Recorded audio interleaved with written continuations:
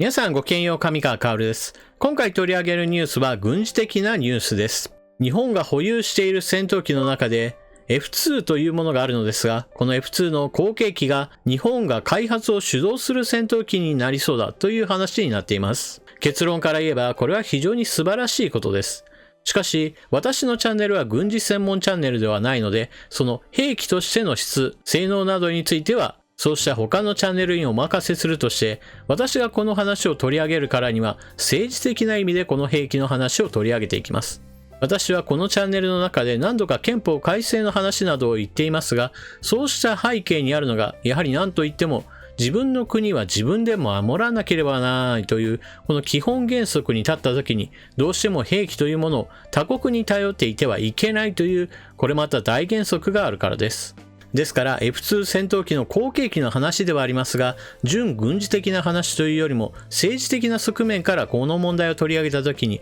どのような話になるかというのを皆さんにお聞きしてもらいます。それでは関連ニュースをどうぞ。日本1兆円投じて次世代ステルス戦闘機を独自開発へ。日本が国産次世代ステルス戦闘機の開発に向けて動いている。8日の毎日新聞によると、日本防衛省は前日、自民党国防議員連盟に航空自衛隊 F2 戦闘機の後継機を2031年から量産する計画だと報告した。量産目標は90機程度。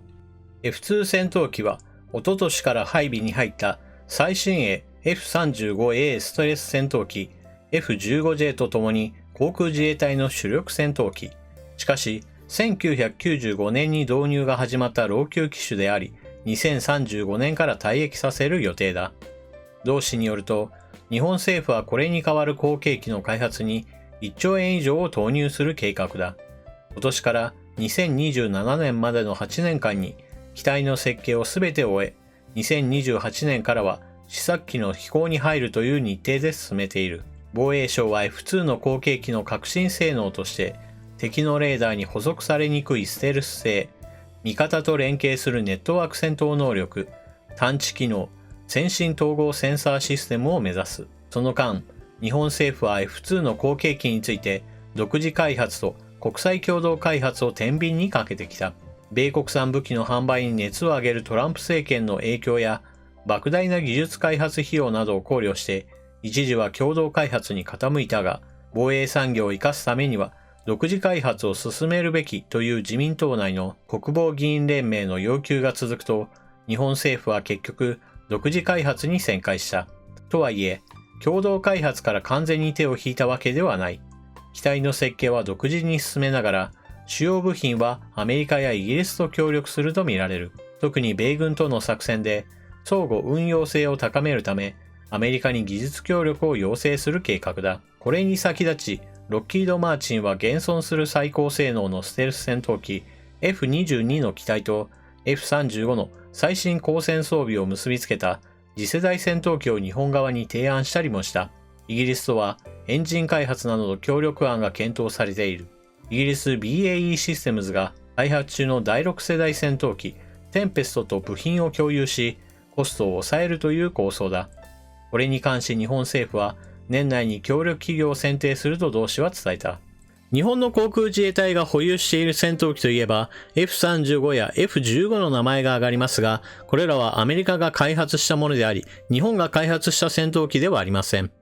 そしてなぜそのように海外から戦闘機を輸入しているかといえば、残念ながら日本では実戦経験がほぼない状態ですし、また基幹部品であるエンジンなどについては残念ながら欧米メーカーの方が圧倒的に先行していました。なぜならば日本は敗戦国です。その敗戦した時点において技術的な断絶が発生しました。そして日本では航空機産業を育成することができませんでした。どのような産業でもそうですが、長年蓄積された技術や人材というものは大きな力を発揮するものです。そうした意味において戦勝国であるアメリカは戦前戦後にかけてその技術を絶えず伸ばしてきました。そして戦争そのものについても多く関わってきたこともあり、アメリカの戦闘機は常に日本にとっては追い越せないものだったのです。ですから今回の F2 戦闘機の後継機を開発するにあたって日本が開発の主導権を持ちつつも必要な部分についてはイギリスやアメリカの協力や共同開発を部分的に行うというのは正しい選択です。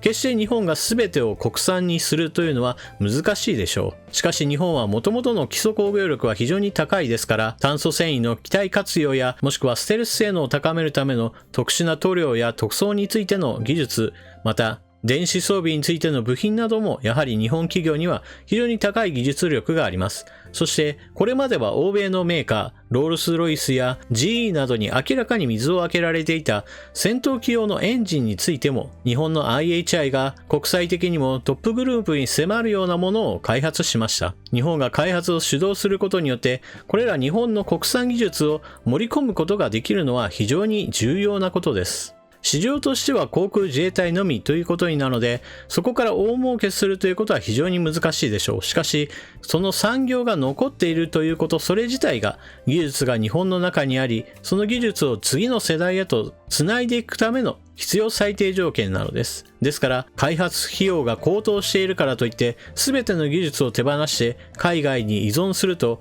もう二度と取り戻すことができないようになってしまうのです。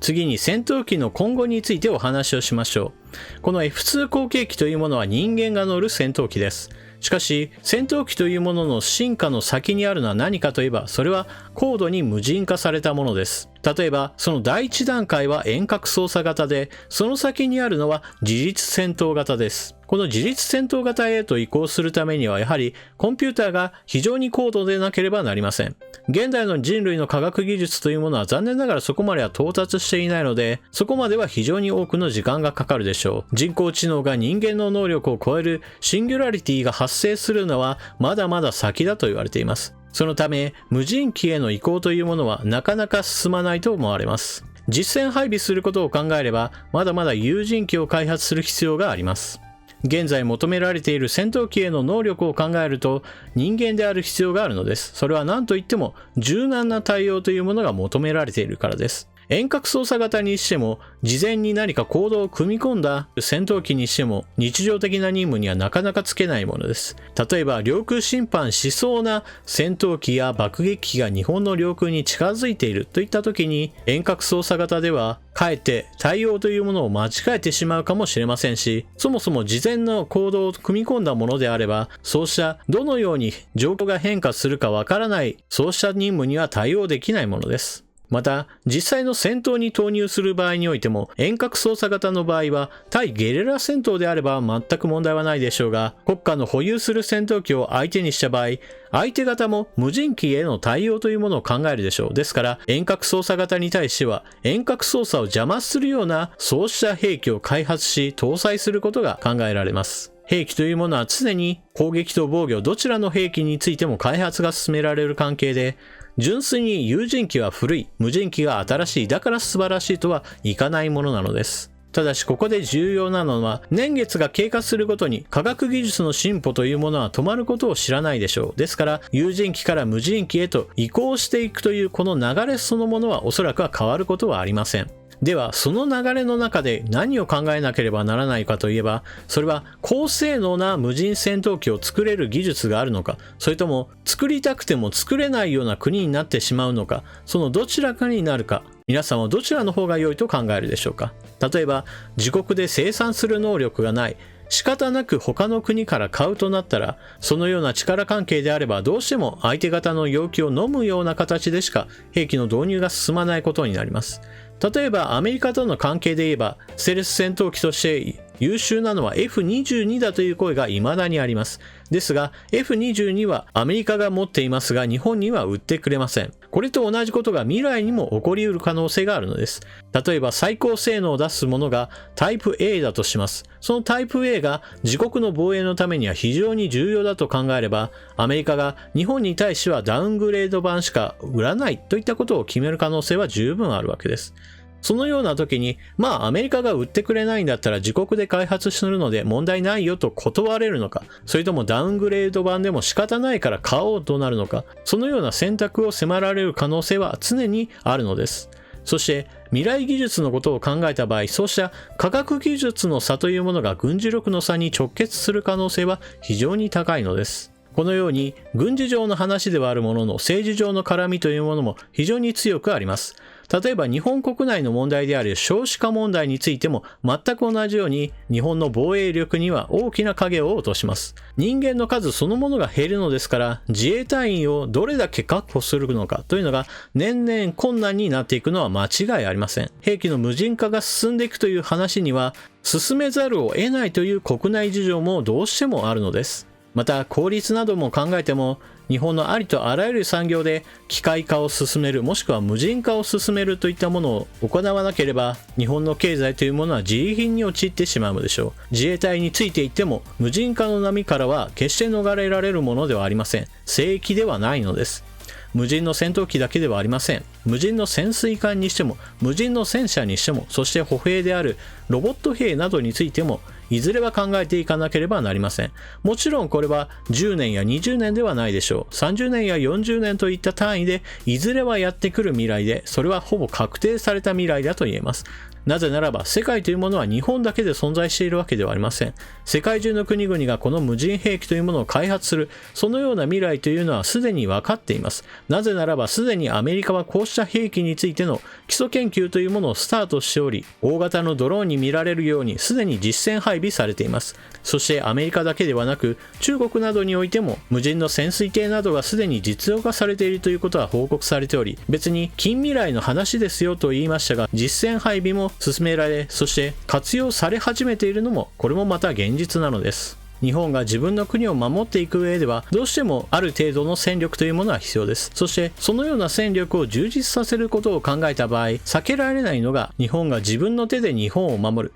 この非常に重要なことを実施するためには自分たちにとって必要な兵器というものを自分たちの手によって作り出すということも必要なことだと私は考えています。ですから今回の話というのはあくまでも戦闘機という一兵器の話ではありますが、重要な分岐路の一つだと言えます。皆さんはこのニュースを聞いてどのようなことを考えたでしょうか。ぜひともコメントしていってください。それでは次の動画でまたお目にかかりましょう。またね。